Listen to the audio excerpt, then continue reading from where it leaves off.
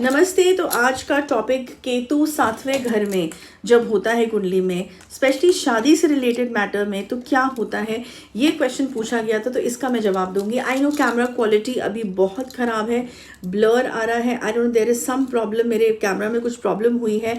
So this is the reason ये धुंधला धुंधला दिख रहा होगा, ब्लर दिख रहा होगा।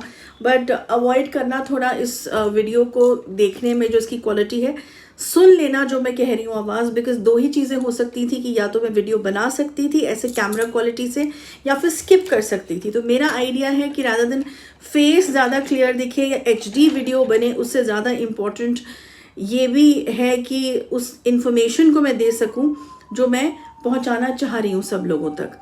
Okay, and this is the first time ऐसा हुआ है, तो just bear with me in this. चलो वीडियो शुरू करते हैं। जैसे मैंने कहा कि केतु सातवें घर में जब होता है, तो क्योंकि हेडलेस प्लैनेट है, सर नहीं है, तो इस वजह से माइंड भी नहीं है खुद का।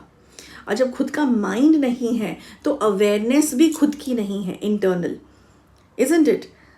जल्दी से कूद जाना, अपने कॉन्शियस को महसूस ना करना या उसको फॉलो ना करना, ये सब जो कुछ ट्रेड्स हैं केतु सातवें घर में, ये अप्लाई होते हैं शादी और रिलेशनशिप्स पे भी इन लोगों में। मतलब बहुत जल्दी किसी भी शादी में चले जाते हैं या शादी का डिसीजन ले लेते हैं ऑल ऑफ अ सडन। पूरी लाइफ बोलते रहेंगे कि हमें मैरिज नहीं करनी, हमें रिलेशनशिप से कोई लेना देना नहीं है। लेकिन इन लोगों की, चाहे वो लड़का हो चाहे लड़की हो, जिसके पास ये प्लेसमेंट होगा।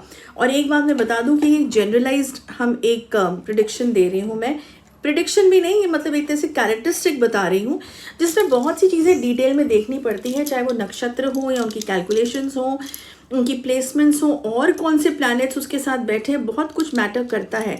तो ऐसा नहीं है कि ये चीज़ सबके साथ ही होगी, लेकिन ये कम से कम उन लोगों के साथ होगी, किसी ना किसी हद तक, किसी ना किसी परसेंटेज तक ज़रूर होगी जिनका केतु 7th हाउस में है।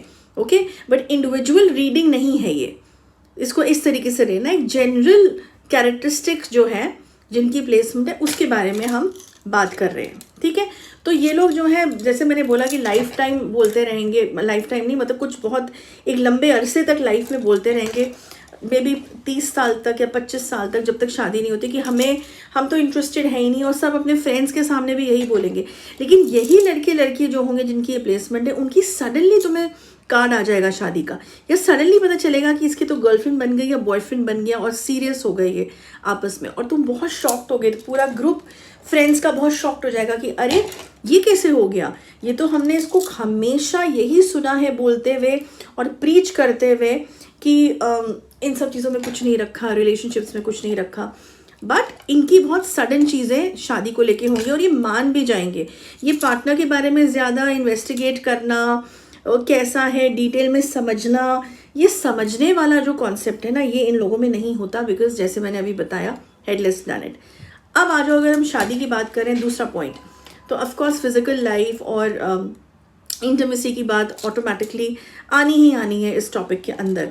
तो इस चीज़ में ये लोग कैसे होते हैं, देखो ये चीज़ भी इनकी जो होती है ना, जो इनका दूसरा पार्टनर है, उसको बहुत फील होता है, लोनलीनेस सा फील होता है कि ये लोग कंप्लीटली पैशनेट नहीं है, बॉन्ड नहीं है आपस में ज़्यादा।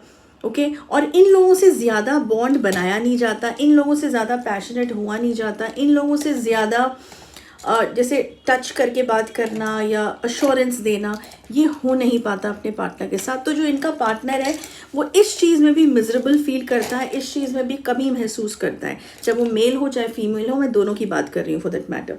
Ketu in the 7th house for a male and Ketu in the 7th house for a female की भी बात कर रही हूँ। ओके, तो एक ये डिटैचमेंट सा जो है वो रहता ही रहता है इनमें, चाहे वो रिलेशनशिप में भी क्यों ना हो फॉर दैट मैटर। और ये दूसरे जो प्लेसमेंट है उसको ज़्यादा फील होता है पार्टनर को। अब अगर बात करो कि अगर दोनों ही पार्टनर्स केतु 7th हाउस में होंगे तो क्या होगा, तो नाश ही होना है, कुछ अच्छा नहीं होना। It's gonna be a disaster, क्योंकि दोनों के ट्रेड्स ऐसे हैं, कोई एक दूसरे को कॉम्प्लीमेंट नहीं करेगा। क्योंकि दोनों एक से हैं तो दोनों की प्रॉब्लम भी सेम होगी, दोनों एक दूसरे की प्रॉब्लम को मिटा भी नहीं पाएंगे, क्योंकि जब दोनों ही एक से हैं तो दोनों की प्रॉब्लम भी एक सी है। कौन किसके में कॉम्प्रोमाइज़ करेगा, एडजस्ट करेगा, नहीं करेगा। तो ये प्लेसमेंट नहीं होनी चाहिए।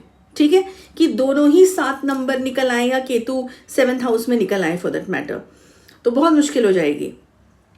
ओके अब आ जाओ फॉर दैट मैटर कि इनका जो स्पिरिचुअल साइड है, इनकी जो मेन फीडिंग है या ज़िंदगी चलाने का फ्यूल है जिसको हम बोलते हैं, पेट्रोल है, वो इनका स्पिरिचुअल सेक्शन से जुड़ा होता है। लेकिन इस चीज़ की अवेयरनेस भी इनको इनकी लाइफ की बहुत लंबे अरसे तक नहीं होती, क्योंकि कोई गुरु नहीं है, कोई बताने वाला नहीं है, ये कंफ्यूज्ड है, इनका खुद का दिमाग नहीं है। जिन लोगों के साथ ये एसोसिएट करते हैं, जिस कंपनी में ये लोग रहते हैं, उसी को अपने चारों तरफ उसी की सोच बना लेते हैं।